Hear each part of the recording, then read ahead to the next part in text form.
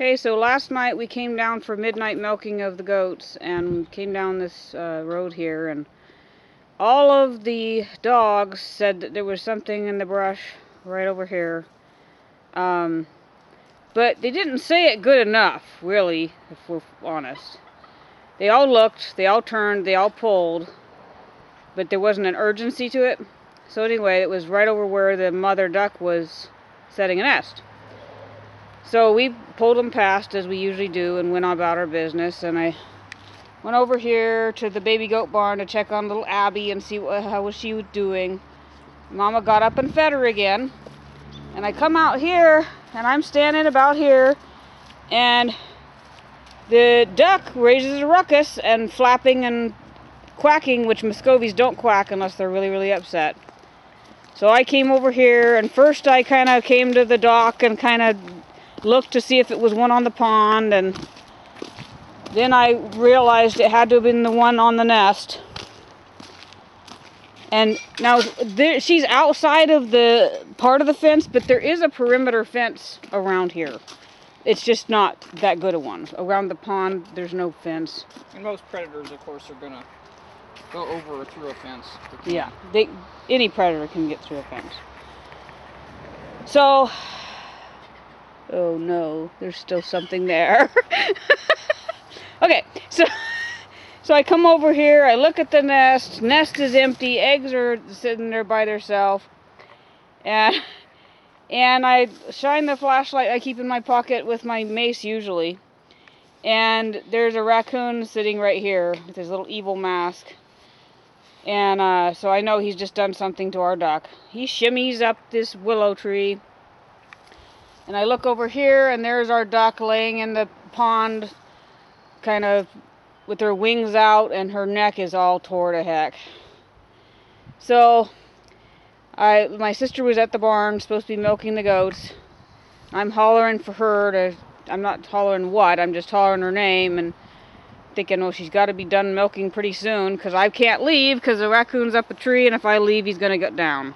So I went and retrieved the duck, set it aside, and watch the raccoon, and he's up there, he's got blood all over himself. He's up there just cleaning like a cat, like it's nothing happened. And so then he's like, I'm bored of this, I'm coming down. So I'm like shaking the tree, and no, you're not coming down. I was not actually thinking at the time. We worked with Quadamundé, the South American raccoon, and yeah, they can tear you up. I wasn't thinking of the time he could tear me up, I was just thinking he could get away. So my sister went and got what I asked her for. First she was getting a kennel for the duck, and then I told her cancel the kennel because the duck isn't, she doesn't know what's going on at this point. All I said is, get the weapon, get the kennel, and get down here. And a flashlight. Better flashlight. My flashlight's like, like a double A battery flashlight. And I can not see that great. So she brought the shotgun, and we went ahead and, first we tried a different weapon that was quieter, and it didn't do anything. So then we used the shotgun and blew Mr. Raccoon out of the tree. And so anyway, he falls down and falls in the pond. And of course I have to get him out of the pond. You can't have a dead animal in the pond. So it's midnight, and we're dragging a raccoon out of the pond by his tail. And all along because I hit him in the gut, all along where I'm dragging him, things are coming out. And, we're putting him in a grocery sack. He was grocery sack sized, if anybody wants to know. He just fit. He probably weighed maybe 15, maybe 20 pounds. And I had already considered there might have been a second raccoon. It's not time for a frog hunt. Because I heard something below the tree. But, I think it was the duck. Thankfully. So anyway, we're bagging the raccoon and all the parts that fell out. And I'm realizing that I'm going to have to go back in and pick up the liver, the hot raccoon liver, because I don't want the dogs to get it. And now, this morning, I see we still have some pickup to do, sister. We didn't get it all. It was midnight and the flashlight went dead, okay?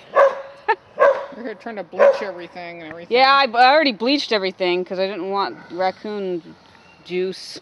But there it is. These are the kind of adventures we have. While other people are going on fun shopping trips or trips to the mountains, we're picking up hot raccoon livers. Homestead fun. Now, this is the gruesome side of things, guys. Now this was maybe the raccoon that was hanging around. Maybe it wasn't. It's just impossible to know. By the way, this raccoon would have fit in the trap I had, but he just didn't want to get in it, apparently. So anyway, Mama left behind how many eggs, sister?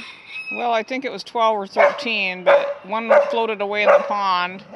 One was no good. The other, I think we've got 11 or probably...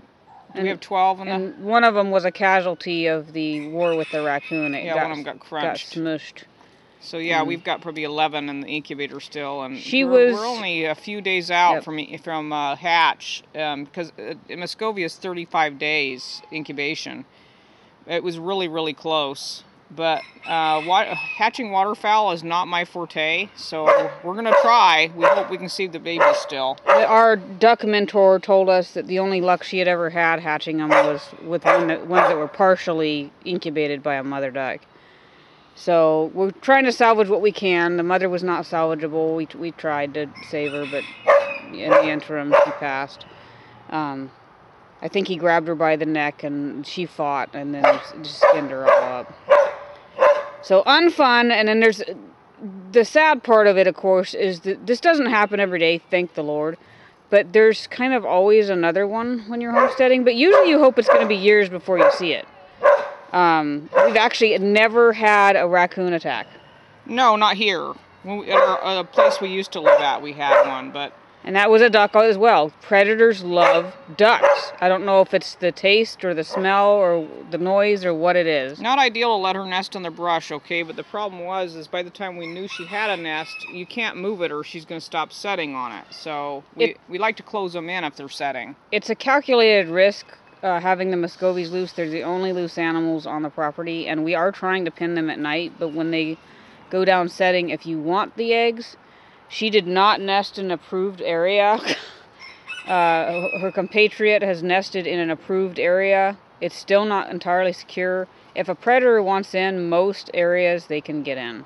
They climb, they jump, at least the other duck dig. has a lid that we can put on and stuff, though. The other duck has somewhere we can. It's hidden out of sight. And if a raccoon really wanted in there, we can get in there. But yeah. So this is what we've been doing. Not fun. This is the not fun part of homesteading, but at least we got him. That raccoon will never skin another duck neck in his whole life. So we'll have to be vigilant and see if we have another one. They can be nasty. We just watched an animal attack that had raccoons on it on the TV. It was not good, guys. So, we thought in retrospect we could have when the dog said there was something there, we could have went off trail and went and looked. But they can tear your butt up, and we didn't or your dog, and so we could have had to hurt dogs. So thank the Lord, the dogs are okay, we're okay, and the duck didn't make it, but maybe we have ducklings. We'll see what happens.